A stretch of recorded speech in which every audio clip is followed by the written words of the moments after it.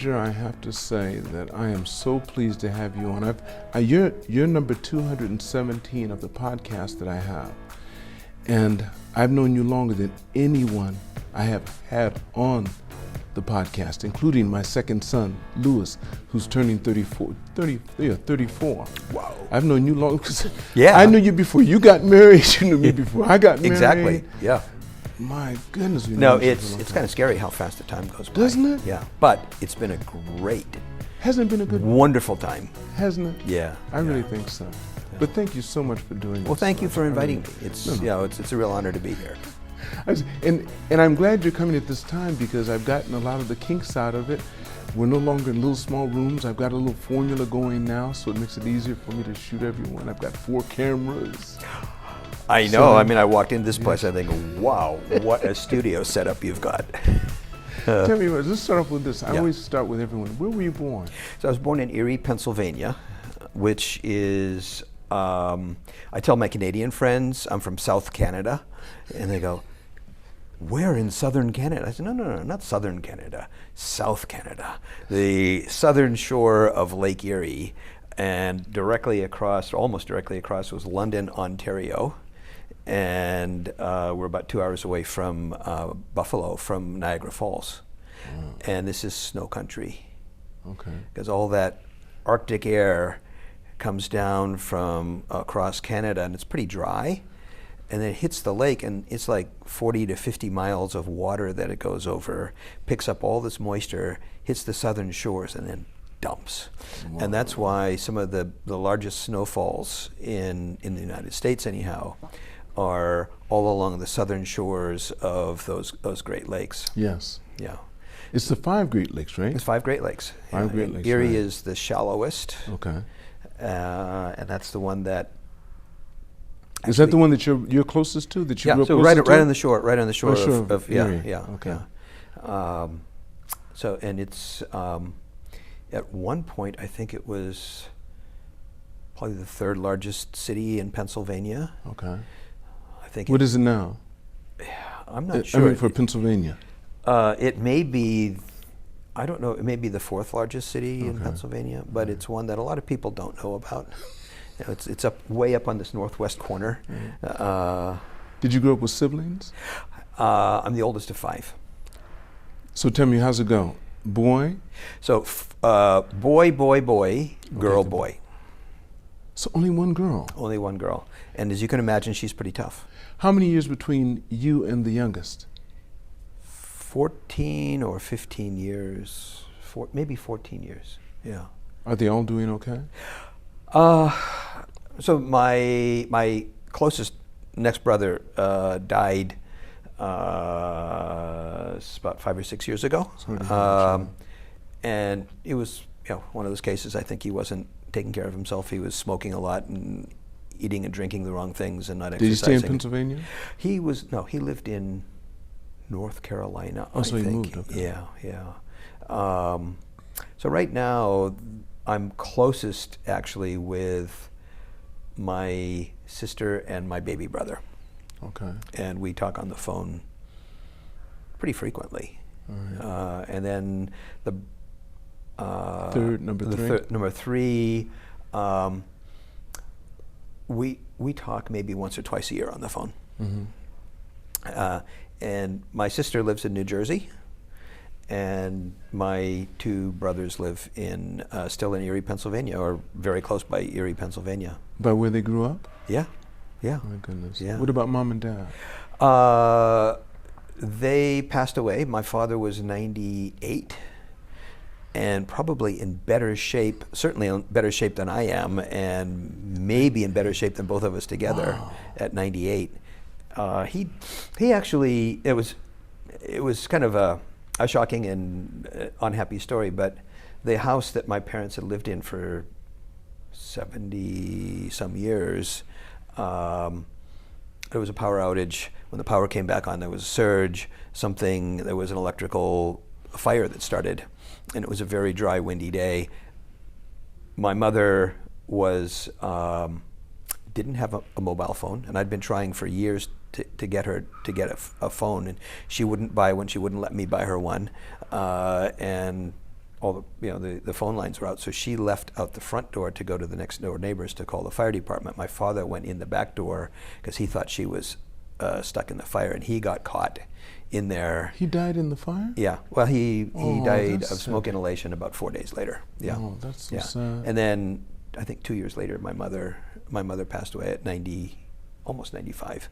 From a broken heart. I mean, Yeah, pretty much. She'd been with him all her life. Pretty much. I mean, 70 that was years. Yeah, and so actually, it's a very good point, Lance, because when my brother passed away, it was my mother. I think that's what did it. She blamed herself for my father, which was she shouldn't have, but she did, of course.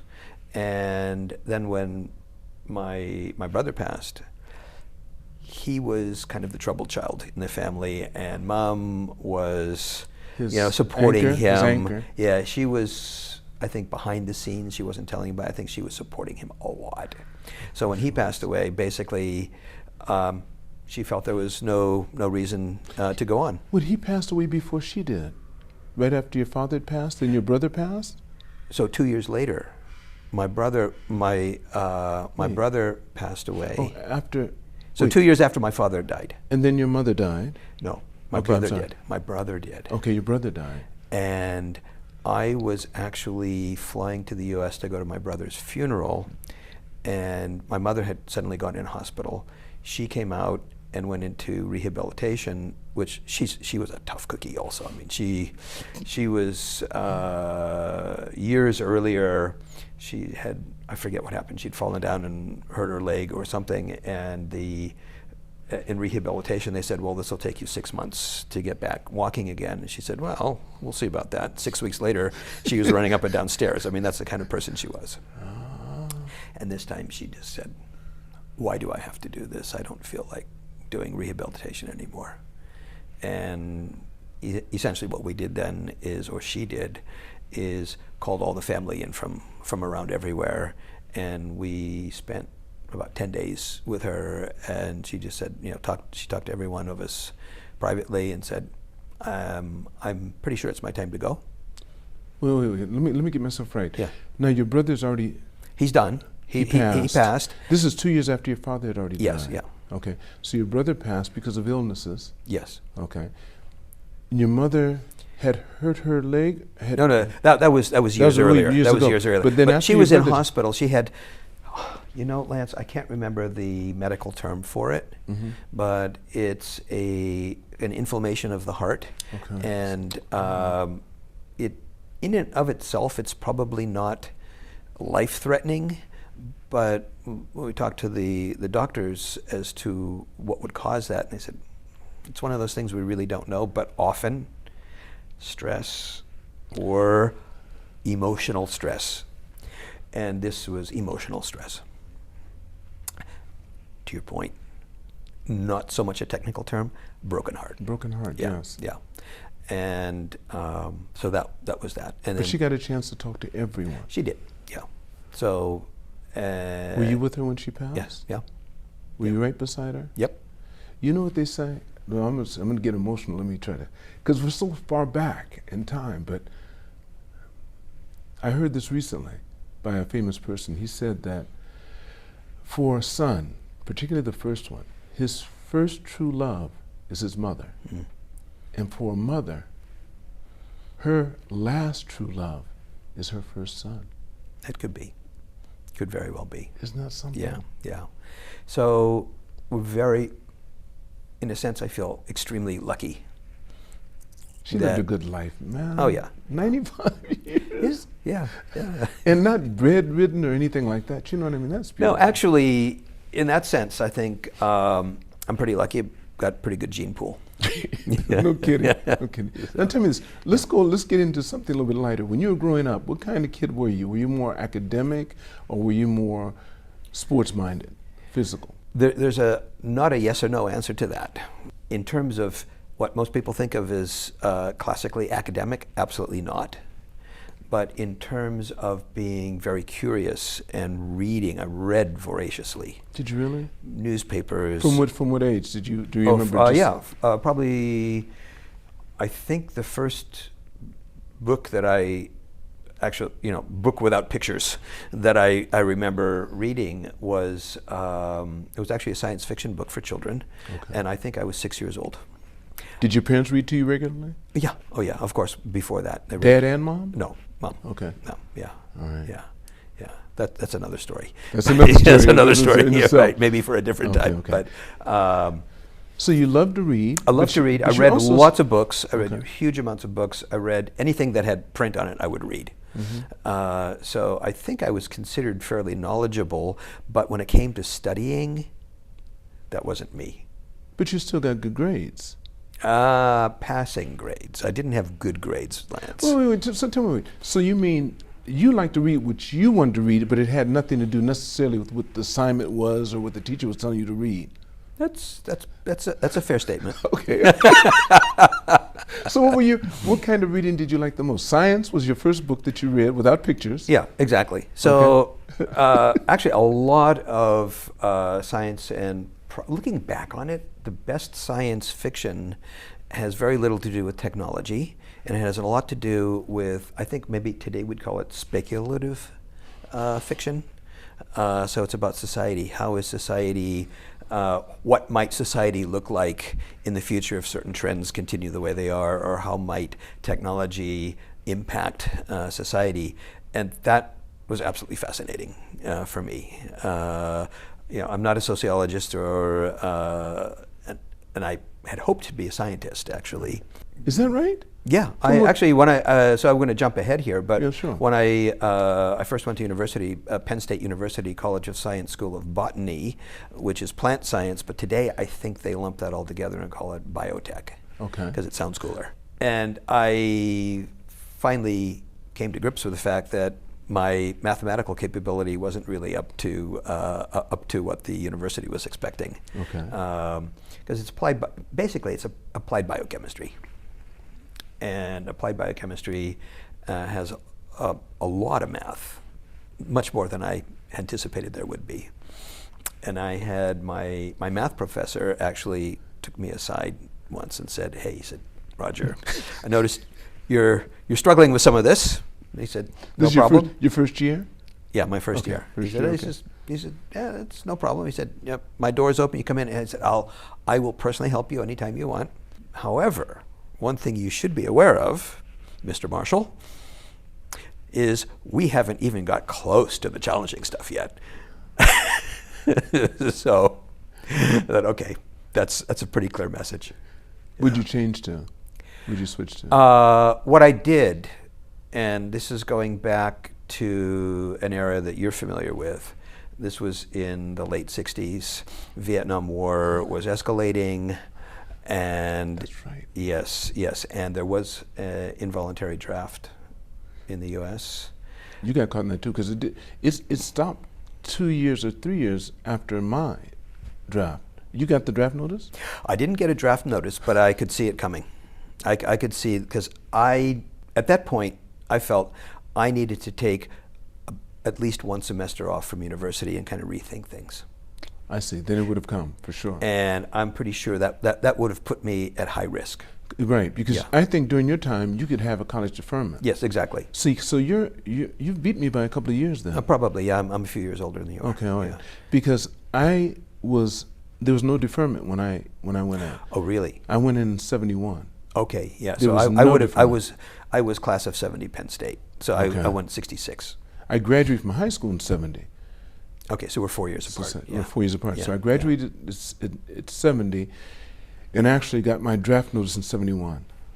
Oh, okay. Oh, Okay. bingo, yes. Yeah. My first Yeah. year in college. Yeah. So I enlisted because Right. I did not want to go to Well, Nam. that's what I ended up doing then, is I thought there were, in those days, if we think way back, there were probably a number of options, or potential options. One was just sit there and get drafted, which I thought was probably not a great idea, because it was the Army only in those days was doing the drafting. That's the only thing you could be drafted into. That's right. Yeah, and basically, to be pretty crude about it, essentially what you'd get drafted, they'd give you a short training period. How do you catch bullets in the jungle? An M16? And then send you out to the jungle To be fodder. Yeah, to catch right. bullets. That's right. And I thought, that's probably not a great career path. Well, you also had the other option that was real popular. It was called Canada. Right. It was the country of the month, whatever. Right. It was at various times. It was Canada. It was Sweden. It was Denmark. It was Mexico, whatever. Yeah, right. whatever. That's And right. I thought that's probably not really what I should be doing either. And then actually, someone a few years older than I said, "Well, listen," he said, "you could." He said, "This is something a lot of people don't think of, because you want to avoid the military," which I certainly wanted to avoid. All of us did, I We think. sure did by that time. But if you need time off from university, which is, I said, that's a fair thing, and if you don't want to, get drafted for sure, and you don't want to, get off to whatever the country is that you're going to run away to, he said, then how about volunteering, which is enlisting? Was no one had thought about. And I said, well, why in the world would I do that? He said, well, the answer to that is, when you're 18 years old or 19 years old, 2 years versus 4 years. If you're drafted, it's 2 years, but you may come back dead. Right. Okay. You may not come back. Yeah. And if you volunteer, it's 4 years. And when you're 18 years old or 19 years old, 4 years sounds like forever. But if you're even partially intelligent, you can figure out how to stay away from the war zone if you enlist. If you get drafted, maybe you can't. So what I did is I went to talk, well, actually I did something else which I don't like to talk about a lot. Okay. It involved the Army. I was very interested in aviation. Aviation, okay. Now, let me ask you this. Yeah. Had your father ever been, did he do World War II? He was World War II. Yeah, He was he in- was a tank. Oh, so he Something was with Army tanks. too? He was Army. I think he probably got drafted in, World War II was But no, drafted. but that was the war that people wanted to be in. Yeah. So yeah, they exactly. went in. They would lie Yeah. about their age, at 16, and they would Exactly. take them in. And he was in a tank unit in, I think, in the UK actually. Oh, he's in the UK? Yeah. So he didn't ever have to go to really fight. I don't think so. I mean, he was in bombings. I mean, being bombed zone, yeah, but of he course, wasn't of course, in the yeah. front line. But Oh, he they wasn't were front lines. bombing, you're Yeah, right. but he wasn't in front lines. Yeah, because my father was in Germany. He fought in Germany. Yeah. Yeah. So, but I mean, I didn't necessarily want to follow what my father was doing, nor did I want Same to be here. in the, or be in the Army. But Lance, Okay. the Army had this insidious offer. Well, son, you'd like to be a helicopter pilot? Oh, we have a deal for you. We'll instantly make you a helicopter pilot and a warrant officer. And I was thinking, wow, I could be an officer and a helicopter pilot, and I'm 19 years old. Wow, how cool can that be? Yeah, I mean, the other part of my logic was pretty solid, but Okay. when they waved that in front of me, I'm going, oh my God, I can be a helicopter pilot. But just My with goodness. 4 years enlistment? I think so, yeah. Okay. And so I talked to the Army guy, and he goes, oh, he was so excited. He was going to sign me up on the spot. All right. And then we talked about everything. He said, yeah, boy, it's so cool to be a helicopter pilot. When you train, send you to whatever it is in Florida or somewhere, and you'll be trained to fly helicopters, Hueys, and That's all you'd be flying. is right? Hueys. Yes, and you instantly become an officer, and I go, wow, tell me more. And then he goes, okay, we'll sign you up here. And he said, so let's see. Hair is brown, eyes are blue. How tall are you? I said 5'2", and he goes, no, you're not. I see you're taller than that, aren't you? I said, no, I'm 5'2". If I stretch it, I'm 5'2", because I'm pretty short. And he goes, oh. That's right, Dad. That's right. Yeah. And then we talked about that a lot, and he goes, do you think we could maybe call you 5'4"? I said, well, you could call me 5'4", but I'm not 5'4". Why? And he said, they can only adjust the controls if you're, it was between, I think, maybe a little bit off. I think it was between 5 feet 4 inches at the low end and 6 feet 2 inches at the high end. Mm-hmm. And if you're too tall or too short, they can't adjust the controls enough. And at the end, he looked sadder than I was, because he was going to meet his quota for the month, right? Right. And he said, I said, can we sign you up for something else than a helicopter pilot? No. I want to be a helicopter pilot. So, it was only a few years later I found out how lucky I was. Right, of course, of course. So then, immediately went to the Air Force. You were in the Air Force? No, I taught to the Air Force. Okay, all right. And the Air Force was like the most popular thing. Because But there the was hardest to get into. There But the was hardest a to get waiting list a year. They said there's a 1.5 year waiting list to get in the Air Force. I said, great, sign me up. I'll be safe from the. Little detail here. Being on the waiting list does not protect you from the draft. The Army could get you tomorrow morning.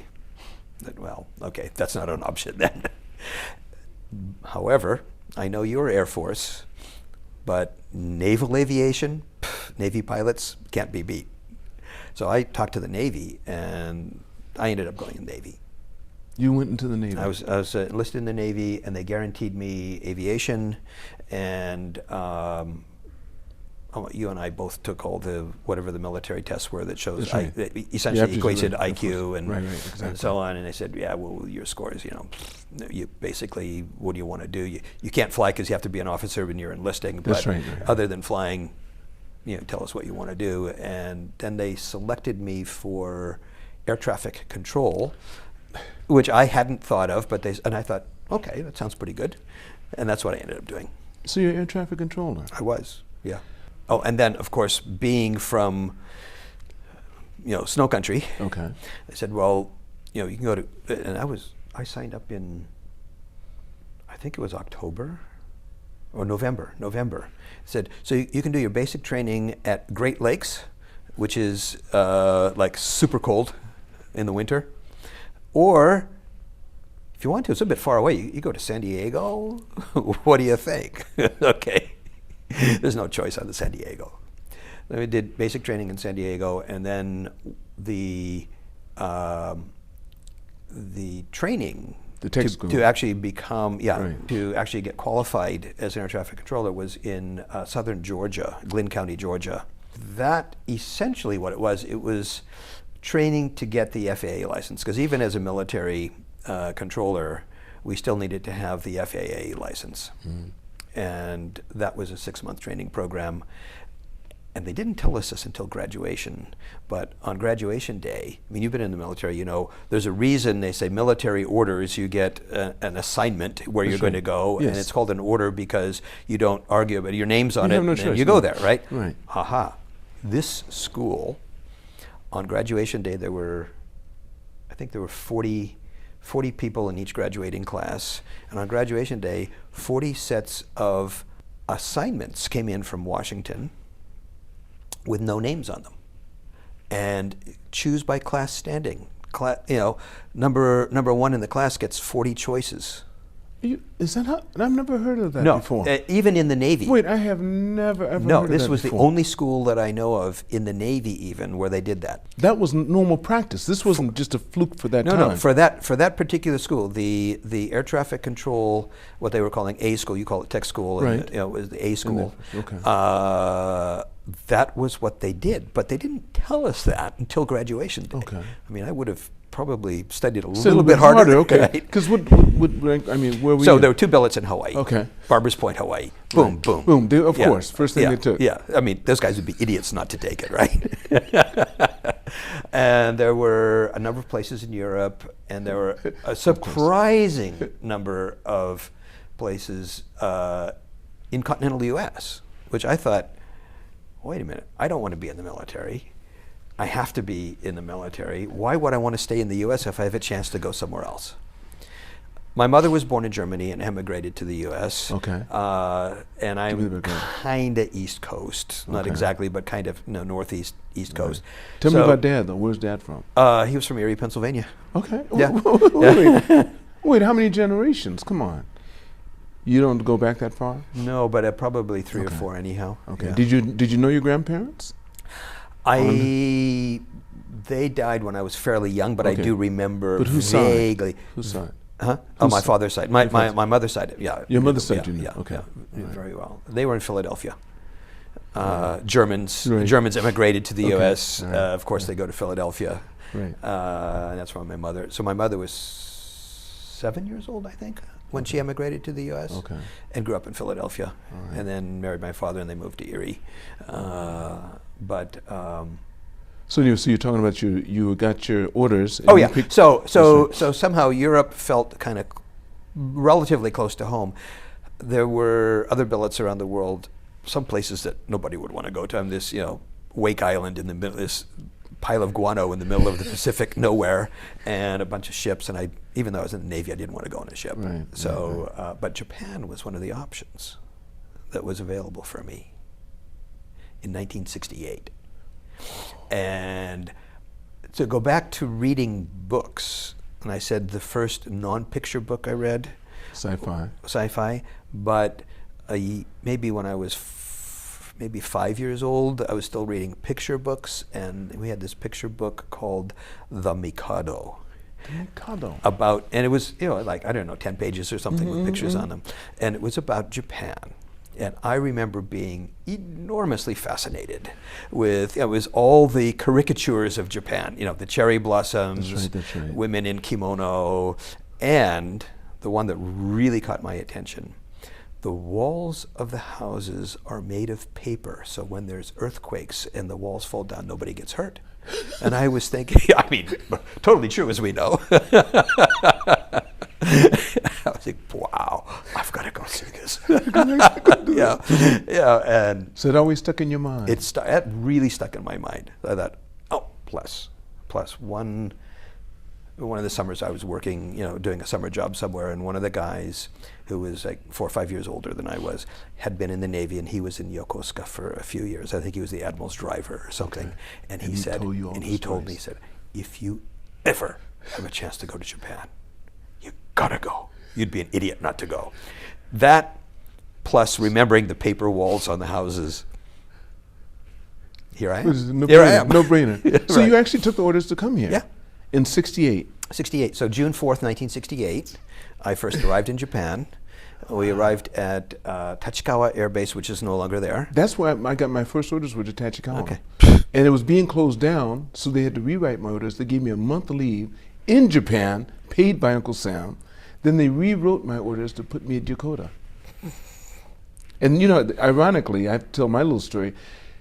I had put in for Vietnam. I mean, when I came back from 2 years in Japan, and then they were going to put me on a ship out of Louisiana, which probably wouldn't have been too bad. This wouldn't have been. But I didn't want to be on a ship, so I said same thing.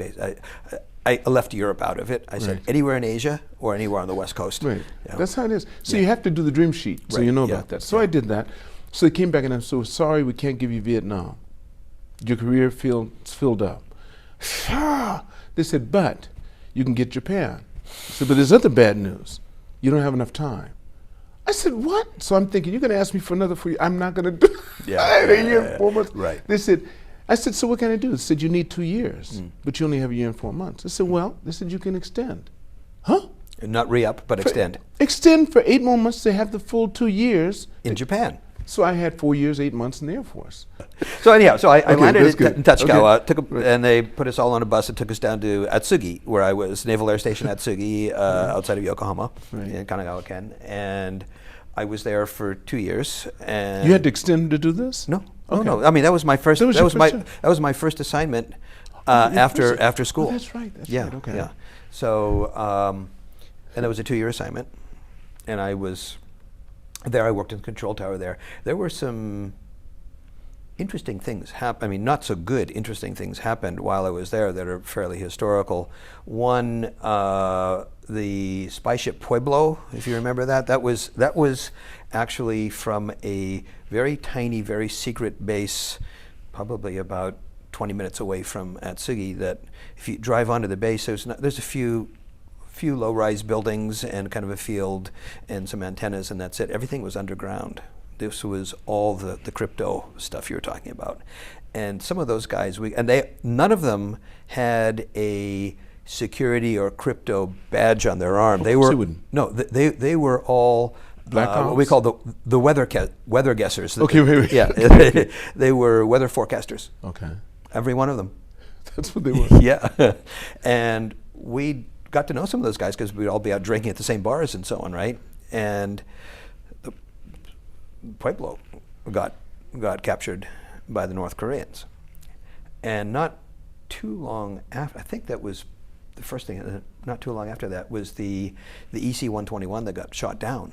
Oh. And I actually, that crew filed their flight plan with me that morning. And because I was on, we were, I mean, it was a 24-hour thing, so we'd work shifts, or what they called watches, where we do like a day, you know, from like 8 to 4, and then you're off, and then come back at midnight and work until 8 the next morning, and then there was another, like the one in between, the evening one, and then you're off for 3 days, type of thing. And I was just coming off the night watch and had gone from the tower down, from upstairs down to the where the flight plans were being filed. And the crew came, and they came in every day. It was always the same flight plan. As, yeah. You know, green one, they had, you know, off to wherever, and then out of controlled airspace for 12 hours, and then back in and get vectored back in. And we had the EC-121s, and then they had EA-3Bs, which were converted bombers. And they had a crew of 4 or 6. Okay. The old bomb bays were taken out, and they had watching, you know, stations, electronic stations, right, in there. Right. And they all had the same flight plan, off to a certain vector, and then out of controlled airspace for, I think with the A3s, it was maybe 8 hours, and for the EC-121s, it was 12 hours out of controlled airspace. Wow. And then when I came back that evening, I think it was for the 4 o'clock to midnight watch, coming on base, all of a sudden it was like security was like unbelievable. You know, you usually just drive in, you got a sticker on the car, and you show your ID, and boom, you're in. Oh no, they checked everything, and why are you coming on base, and where were you? And I said, for fuck, like, you know, Which one was this? The Pueblo? Because of the Pueblo? Which one? The EC-121. This one that was, okay. Yeah. And then, I mean, so that was sad, because it was, what, 32 people or something died on that? Well, how could 31 people, wait. Because EC-121 was the old Super Connie. Oh, that's right. That's yeah, right. They had the, you know, the triple vertical stabilizers on the back. Yes. Yeah. So that was the old, that was the premier airliner just before the 707s came out, before jets. It was the last reciprocating aircraft. Right. And they had that thing fitted out, you know, just bristling with electronics. And again, got shot down by a North Korean MiG. Mm-hmm. Wow. So, but other than that, we spent a lot of time down in Hayama on the beach, and lived in Yokohama, and had a pretty good time here. And then went to another school, and then was due for sea duty, and they had me on this ship out of Louisiana, and so I called up Washington, called up the detailer, and said, you know, I realize I have to have sea duty, but could I be based out of, I mean, Japan would be great if you can't do that, which I understand. How about Taiwan or the Philippines or anywhere in Asia Pacific? If you can't do that, to your point, West Coast. And the guy goes, I don't know, I don't think, there's nothing here. And then he said, wait a minute. He said, this isn't a ship, but it counts as sea duty. And I go, oh, that sounds good. What is it? San Clemente Island, off the coast, 60 miles off the coast of San Clemente, Southern California. That's right. Yeah, and it's an island, and it's owned by the Navy, and they have I said, what do you think about that? I said, done, I'll take it. So how long were you there? Year. Your last, that was my last. Basically, it was a four-year duty, right? I mean, the whole Navy thing, signed up for 4 years. 4 years, but and by the time I'd gone through schools, 2 years in Japan, and it was a little bit over a year, almost a year and a half, on the island. So you only spent 4 years in the service. As a matter of fact, slightly less, because by the time in 71, by that time, actually, I don't know why they were drafting you in 71. That's when they sure did. That's when because in 71, they were actually saying, oh, you know, if we can do two things. Either you can sign up for another 4 years and we'll give you an immediate promotion, or you probably won't like this, but you could get out like 2 or 3 months early. Boom. Yeah. Okay. No, they were taking people in because that's when we had our biggest casualties. That's when we were pushing, remember, the helicopters we were losing. Yeah, yeah. And they wanted people, especially in civil engineering, just to maintain the bases we had. So I thought going there, I didn't think it would still be a big risk for me. I'd be on an Air Force base, very difficult to get to an Air Force base. And I'm thinking that. And, you know, I'd be the first in, first out. You know, I didn't think it'd be a big issue. Yeah. So that's why I put in for Vietnam, but I got Japan. Yeah. That's good. So anyway, so when you got out the service, did you have plans? Did you have any? Did you have any desire to stay in? In the military? In the military. Approximately zero. Like everybody. Although a very good friend of mine who's actually coming back to Japan, he's going to stay at my house in Shimoda for about 10 days or so in April. He ended up staying in, and he retired after 20 years as a lieutenant commander in the Navy, which is, so he'd be like lieutenant colonel. Lieutenant colonel, okay. Yeah, but he was enlisted like me. Yeah, but everyone would do that. Yeah. Didn't they keep on trying to, they kept on trying to get me to go to officers training school, OTS, and finish my degree, come in as a captain. Yeah. Because I wouldn't have to worry about being a lieutenant because I already had military time. I'd come in as a captain. I mean, continue as a captain once I got out of military school, and then possibly go in. I thought about it, but I didn't think about it. Yeah. And when I got out, I decided, I was going to get out and go back to university. I wasn't going to stay in and go to university. I was going to get out and go to university. Wait, but you hadn't finished? No, I only spent 1 year. So after my first year, I decided, I wanted to take a semester off and realized that I would be at huge risk of the Army grabbing me. Right. Yeah. Okay. So I only did 1 year at Penn State. And then you had the GI Bill and everything. Come on. Exactly. Yeah. So then I thought, well, this is the official story anyhow. Okay. The official story. Okay, the official story is I'd come back to Japan. I wanted to see Japan as a student rather than as a military person. So I do 1 or 2 years as a student here. Mother from Germany, so I'd probably, eventually end up doing the obligatory hitchhike through Europe for a year or two, and then see what happened. And what did happen is I got into university here at Sophia University, and ended up staying through graduation and then getting a job, and here I am. You met Mickey? I met Mickey quite a bit later. Yeah, because I met you then. Yeah. Right. Yeah. Yes. Because that's when you guys were living over here. Yeah. Yeah, in the apartment over here. Exactly. Yeah. So. So wow. So wait. When did we had to meet? You weren't long out of the service when I met you. No, I was out in 71. That's when I came in. So yes. Yeah. So I was out in 71. Because I came here in 74 and got out in 76. But you and I didn't meet until 84, I think. 83 or 84. That's when we went, Bob. Because I don't think we knew each other before that Bob White thing. Yeah. That's right. I think you're right. And that was, I think it was 84. It was before I got married, because I got married in 86. Yeah, so I'm pretty sure it was 84. That's interesting. Yeah. That's so good. Still, though, 84, that's 39 years ago, Lance. Man. I came back in, so I remember the dates. I mean, June 4th, 1968, when I first got to Japan, and then September 20th, 1971, when I came back to Japan and became a student. Okay. What'd you graduate with from Jochi? Business, because that's all. Well, no, actually, well, it was, in those days, they were calling that, I think, Asian Studies.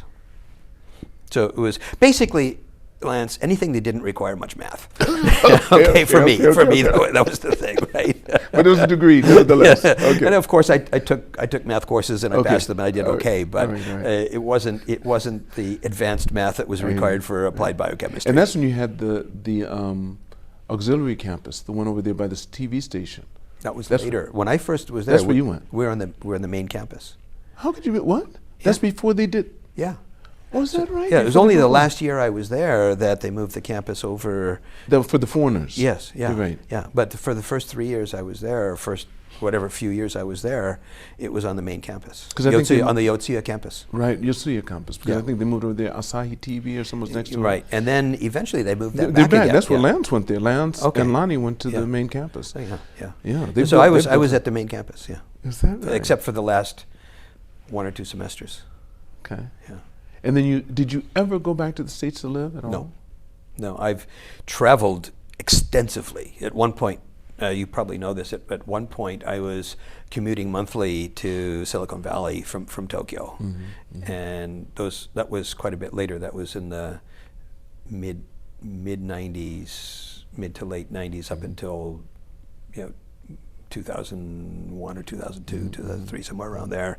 I was commuting monthly to Silicon Valley, and I was on our own firm's board. So I was in Europe at least once or twice a year. I was in San Francisco, 10 to 12 times a year. I was in then Korea sometimes almost every week, and then in other parts of Asia. So I had a period where I was living on airplanes. All the time. And hotel food, yeah. And I'm really glad I'm not doing that now. I know. But it's glamorous the first year or two, and then Yeah, after that it yeah. gets old real quick. Very quick, yeah. How'd you get into the field that you got into? Let's get into that Okay. a little bit. Okay, now you finished your education at Sophia. Had you been working at any time while you were in Sophia? Yeah, so when I was at Sophia, You used the GI Bill, didn't you? I did, of Okay. course. All Yes, right. I mean, Of course, I had it, I was No going to use brainer, it. of course. Yeah. All right. Like everybody else, from time to time I taught English Okay. conversation. Because that was easy and good money, too. Yeah, and then one of my former bosses in the Navy, he had retired in San Diego, I think, and he was doing something with Laverne College, which today they call Laverne University, which sounds kind of over the top for me, but it was a small private college on the West Coast, and they had a contract with the U.S. Department of Defense for education primarily of military people, but also anybody under the DoD who is overseas under DoD. And this was a college preparatory education. So people who either they hadn't graduated from high school and needed to get a degree, GED, or they had graduated but they needed some refresher work to get into university. And so this was a program, and they wanted to set that up in Japan. So they actually hired me while I was a student to run that program. So I was. What were you, juniors? What were you? Sophomore? Seniors? No, I did it for like 2 years, I think. So it was probably your junior year, maybe? junior, maybe, yeah. The catch on that was that these were set up on military bases, and I had never wanted to go onto a military base again in my life. In your life, you know. But there I was back at Atsugi, basically. Okay. And What was it? Wait, let's get into that a little Yeah. bit, because I wonder if we had the same emotional feeling about that. Why didn't you want to go back to a military base again? What was the feeling that you... I'd never wanted to be in the military. Okay, that's okay. To begin with, Right. and I did it, and it was, it turned out to be a good experience. It was a very good experience. I wouldn't have changed a thing. Yeah, very good experience. But I had never thought of myself as a military person, and still don't think of myself as a military person. And why would I want to go back and be on a military base? Yeah. Basically, My not that I feeling- hated it, Right. but it just, it was part of my past, and I thought it would be We'll good to keep it keep that it as way. part of my past. Yeah. While I was still undergraduate at Sophia, Laverne said, "Why don't you take some advanced courses in education and so on as well?" Which I did. And I was thinking, well, maybe not necessarily be a professor, Lance, but maybe be a university administrator. Right. And education, some professional educator in one way or another. And I was thinking that, I've kind of got some momentum going in that direction, why not? And of course, just as I was graduating, so 74, I finished all the classwork, but they didn't actually do graduation until 75, just because it's a Japanese university. Okay. So, Right. and then of course that's when the U.S. gloriously pulled out of Vietnam. That's right. And programs were being cut everywhere. and some of the DoD budgeting was going down and everything. One of the first things to be cut was education. So Laverne College decided, as long as the Department of Defense, the money they were getting from the Department of Defense was going to be slashed dramatically, that they probably didn't want to be part of the program anymore, because that wasn't the only thing they did. It was just one program they had. And so they pulled out of that program, and there wasn't anything else to go to immediately. And I was just an undergrad, so I didn't have a master's or a PhD to go somewhere else. So I decided I had to look for a job. And in those days, of course, we still had newspapers and had the the classified ads every Monday. Right. Sometimes 3 or 4 pages That's of those. right. I was looking through, and there was one that had come up for a business training school for Japanese businessmen. Now, did you have an apartment? But I mean, what were your living standards then? Were you living by yourself, or did you have a buddy you were living with? Originally, I was living in Yokohama, because Okay. that's where I had been living before I went to the U.S. And came back and worked. And then when I got this job with Laverne College, they wanted to set that up on Naval Air Station Atsugi, which is about an hour outside of Yokohama. And technically, I was living in Fujisawa City. And then, so I had, and living in the country, you get a huge house. Yeah. you get a much bigger house for That's right. less than I was paying for a small apartment in Yokohama. I had a Yeah. relatively larger house, there. So I saw these ads, and I noticed that the number to call on the ad was also, because I was looking at a lot of stuff, that the number for that happened to be the same telephone number as a recruiting company. So I thought, okay, so this recruiting company is advertising for this. So I called them up, and they said, yeah, come in and talk. And we went in and talked with them, and then they said, well, actually, it's not a client. It's actually us that are setting up a training school. This was, again, in mid-'70s, right? So Japanese corporations were just at the point where they're starting to send more and more kind of mid-level Japanese into their subsidiaries around the world. And this was to kind of train some of them before they got their assignment to go to wherever it was going to be. It turned out it wasn't an existing school, it was something they were still in the process of setting up. So they hired me to work on it, and I worked for a number of months. To help set it up. Yeah, to work on curriculum and so on. And then suddenly it was, we've just decided it's not going to be a business school, now it's going to be a secretary school. So we have a secretary sciences professional who's done this for years. She's going to come in and do it. So we'll transfer you into recruiting. I don't even know what recruiting is. I have no idea, not a clue. And I worked there for a number of years, and then realized that it really wasn't a good place. Okay. Yeah. Okay. Yeah, I'm not going to mention the name of the company, right. Okay. but it was a place that the main things I think I learned was what not to do. Okay. Yeah, I mean, ethics and so on were, nobody knew how to spell it there. Okay. Essentially, yeah. It was a great learning experience. And then a couple other guys and myself set up a small company.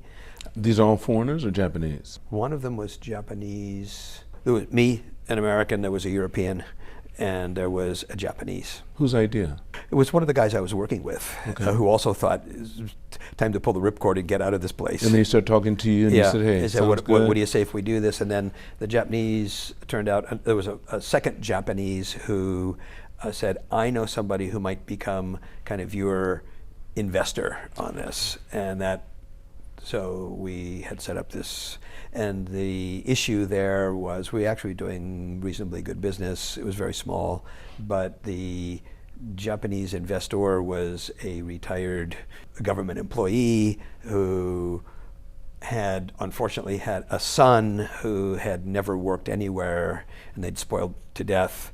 And once the business started to take off and go well, the investor said,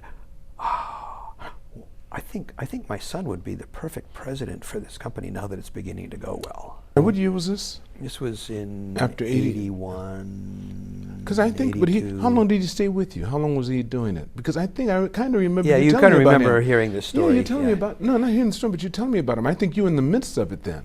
Well, no, actually, because in 80, this went from middle of 84. 81 until maybe mid 83, so maybe Yeah, 2 okay. years, a little bit over Okay, 2 so- okay, years. right. And then the investor just said, well, we're going to make my son the president.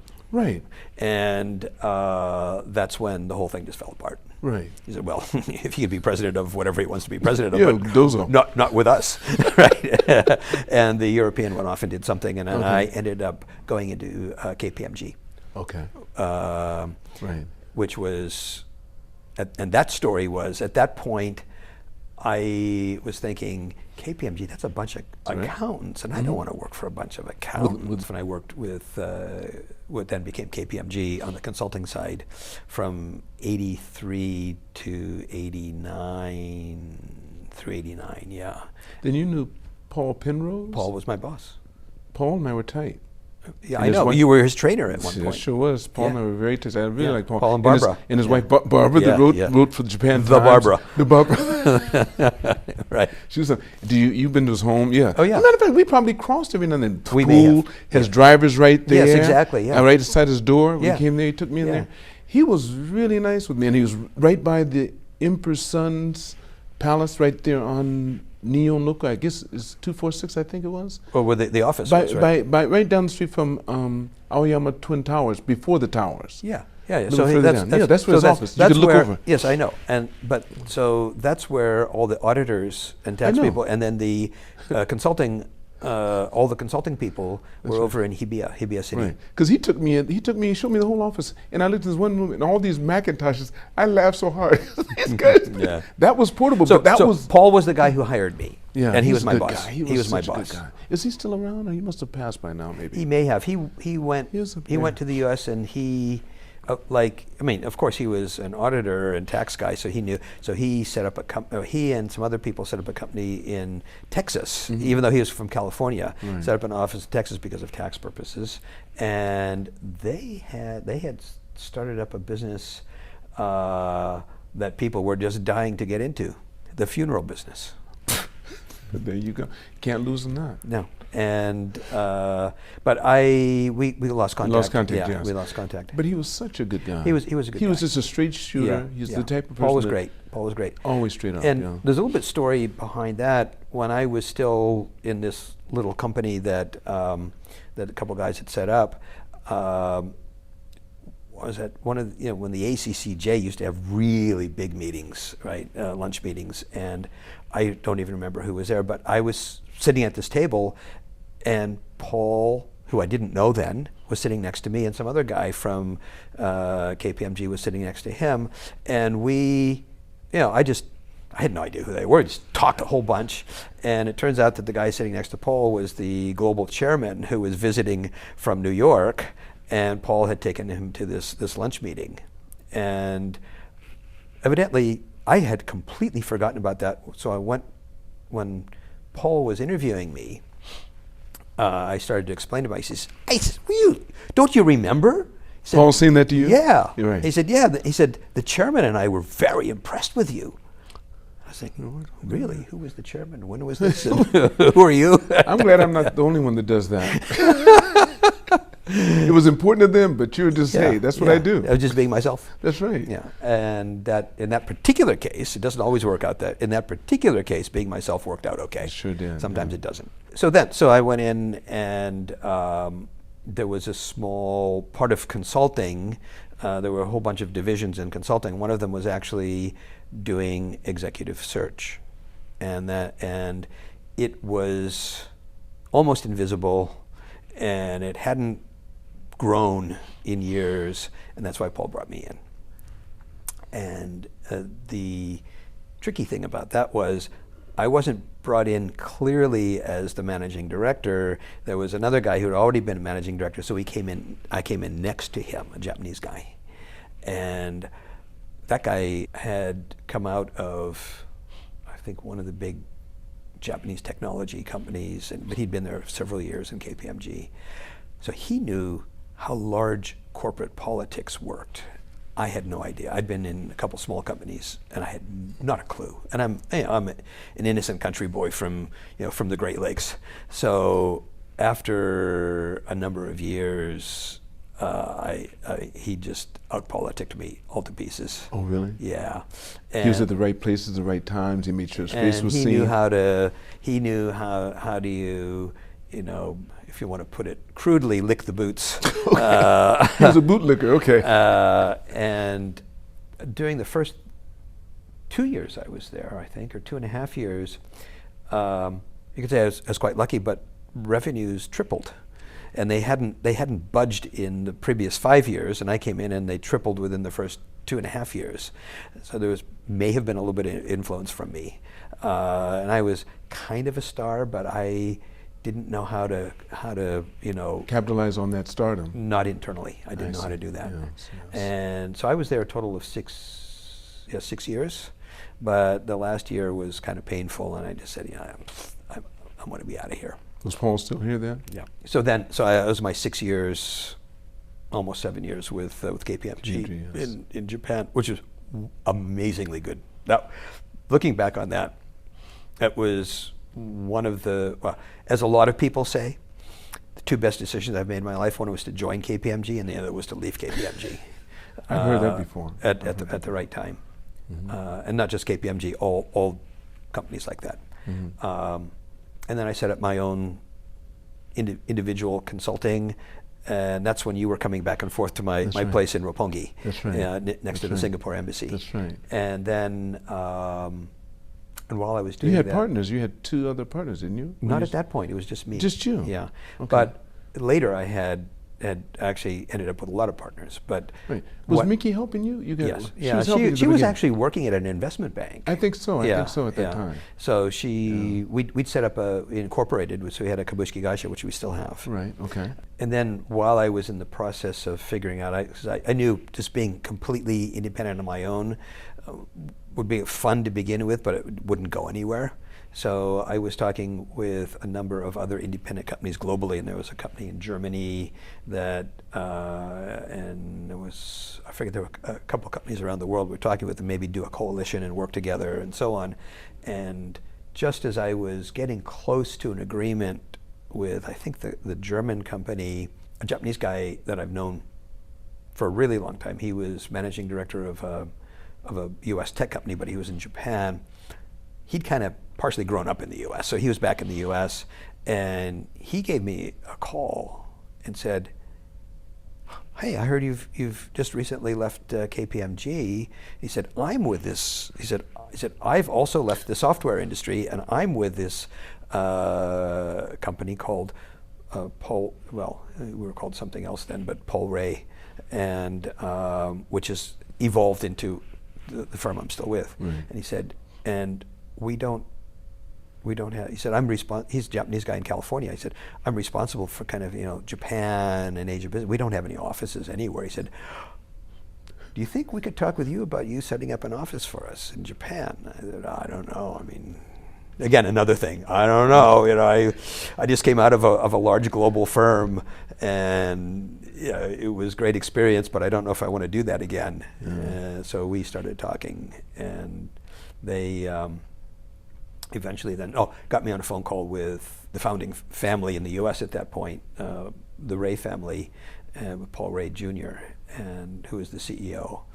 And we had a good talk, and he said, "Listen, why don't we just fly you over it's a good start to Fort Worth and spend a couple days with us here, and let's talk." And we met and really hit it off. And then maybe, I forget, shortly thereafter, a few months after that, they said, "Well, we've got the European side as well."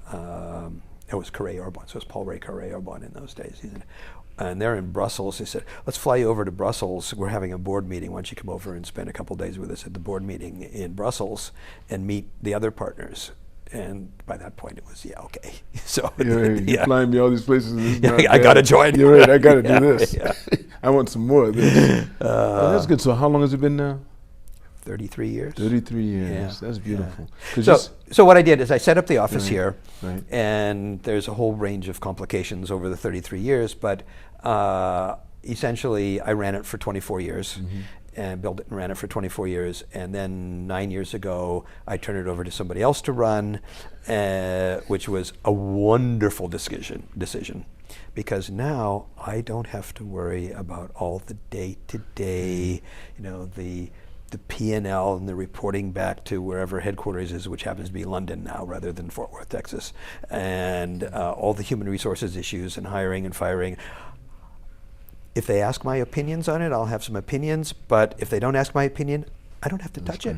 And during that 33 years, 33 years? Well, 24 years I was running it, yeah. No, but 33 years of having yeah. it. You have 3 beautiful kids. Yep. You have a boy, a girl, and a boy. Or is it boy, girl? Boy, girl, right? Boy, girl, Yes. yeah. That's beautiful. Yeah. Because I remember you coming over to the home with your first Eon. Yeah. With him when I lived in Mikado. Yes. Yeah, the Mikado house. Are you still in Mikado or not? We're still right there. You won't believe this, but the house that you came to, that was Mikado house. Right. We moved from there to home at Lilac, which same property line. Oh yeah, I know that Lilac. Right there. Yeah. And then, which is torn down, they built another thing there. Then we moved from there to the one that was beside. Oh my God. Both to Chojimaru, to Palace Royal, Chojimaru. Yeah. So I live there now. Oh. Can you believe that? Boom, boom, boom. So I mean, 3 or 4 different buildings, but same location. Same location. Oh, that's fantastic. And I've loved it. It's a great I've location. Loved it. It is. Yeah. I mean, my boys learned how to do everything there. They rode their bicycles, everything. Yeah, and that's then great. in home at Lilac, when they were taking that down, we lived there for 5 years by ourselves. Okay. Yeah. 12 units there, and we were the only ones in there, and I loved it. Well, it's similar when we were in that's right. Shirogane The same thing. We were there for, I forget exactly how long, but almost a year. The only residents in the entire building. 5 years, the only residents. Wow. Roger, this is a question I like to ask before I end the podcast. This is fantastic. We're going to have to do this some more. We really will, because we have a lot we can talk about. We can go into some different areas. If you were to go back in time, knowing what you know now, and you were to see the younger Roger to give him advice, what year would you go back to, and what advice would you give him? Ooh, that's a good one. There's probably a whole bunch of times, a whole bunch of younger Rogers, and a whole bunch of advice. But if I choose one, it might be more around KPMG.